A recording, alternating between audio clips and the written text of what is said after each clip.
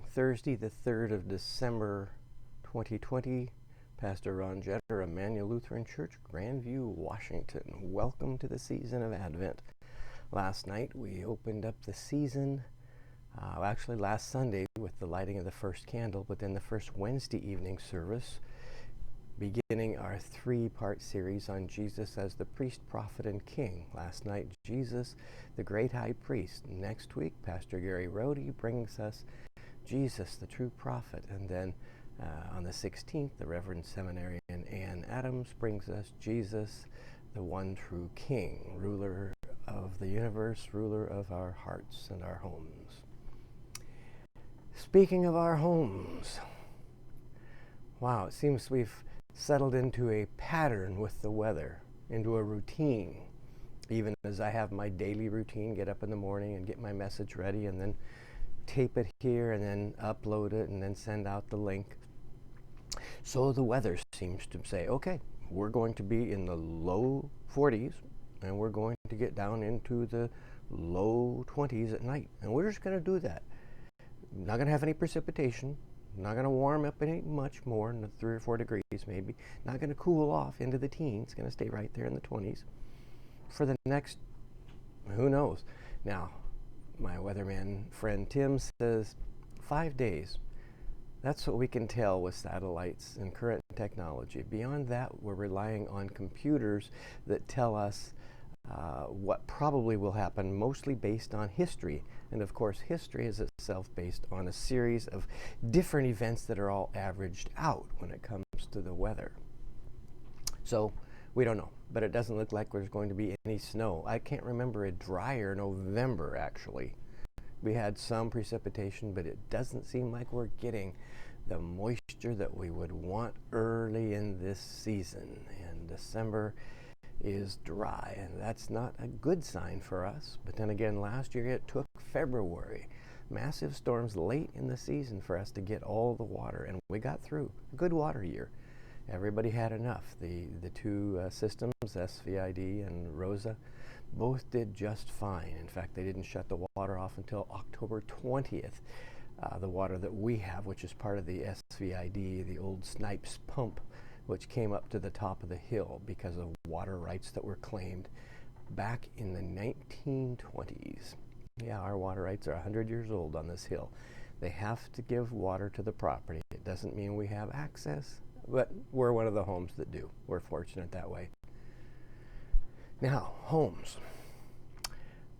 You shall not covet your neighbor's house. That's the 9th commandment.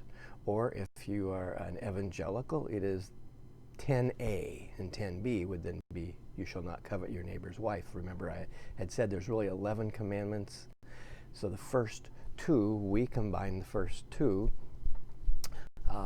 You will have no other gods, and that includes making images and idols and amulets. Well, the evangelicals would say that's 2 separate commandments, and then they combine the ones to covet. We separate the ones to covet. Someone wrote into a Catholic website, why did you rewrite the commandments? And the Catholic Church has to say, we didn't rewrite the commandments. This is the way we have done them from the beginning. And as Lutherans, we have adopted the Catholic tradition from which we came. They had to say it was the evangelicals in America who chose to separate the first commandment into 2 and combine the last 2 into 1. So here we are in the last 2, or the last 1, part 1. You shall not covet your neighbor's house. What is coveting? Is it wanting what you don't need? Is it wanting what you don't deserve? Is it wanting what's not good for you? Is it wanting that which, if it becomes an obsession that you have to have, will ruin not only your life, but the lives of so many other people around you? Is it something for which you will commit a crime or perhaps bribe officials so that you're never charged with the crime that is nonetheless a crime? Throughout the Jewish scriptures, the Tanakh, we find examples where the prophets say, you have devoured the homes of widows, a theme that Jesus himself picks up on. It's the coveting of more. It is the unnatural desire for more, because it's never enough.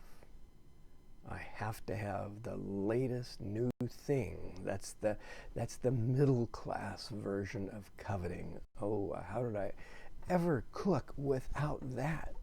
Wow, an immersion blender. Wow, I'm going to use that maybe twice a year. I have to have one. Otherwise, I have to do it the way I've always done it before. Use a mixer. And where's the fun of that? Well, let's get a new tool. Let's get one of those airless or those oilless air fryers. And well, there's one more thing on the countertop next to the hot pot, next to the Keurig, which we don't use anymore because we got tired of throwing away all those little cups. It's just so much waste. So we have a coffee maker that grinds the coffee and then brews it immediately, which means every day that thing has to be cleaned and scrubbed. The parts have to be taken out, but it makes excellent coffee. Excellent coffee, and there's no waste. The filter basket is metal. It's rinsed out. We're not even throwing away a coffee filter. But that's next, as I say, to the Keurig, next to the hot pot, next to the oil fryer, next to, I don't know what else. And that's just one corner. This is what we do. We covet. That's the middle class obsession.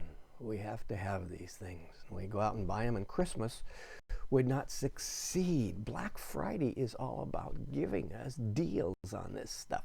Coveting is the one thing that drives the American economy. It's the one thing that makes Christmas giving possible. But then where did we get the idea that we have to give people stuff that they don't need? And they, in turn, give us stuff we don't need. That's why you can get good deals at thrift stores in January. Stuff that hasn't even come out of the box. Yeah, wow. So we'll be taking stuff to the Hospice Benefit Shop, also known as Hobbs in Prosser, Washington, that benefits HeartLinks Hospice, where we take all of our extras so that it can raise money for especially their children's program, children's palliative care. So important. So we can turn our coveting into a secondary blessing, but it's still coveting. But that's not what the commandment's really about. It's about the people at the top end who had the power to manipulate the economic systems and the justice systems, and did so for their own ends without regard to whether or not it took people's homes. As I said, the prophets railed against the taking of the widows' homes. Widows, being women, weren't allowed to own property. And it had to be a male relative then who took possession of that property when that woman's husband died. And perhaps she didn't have an oldest son. The story of Naomi in the book of Ruth is all about finding that one male relative. And if they're not honorable, they can find ways to turn around and charge that widow rent for the home that used to be hers, just because. And then they can evict her when she doesn't pay. And that actually happened. They would turn around and sell these homes. They coveted other people's houses.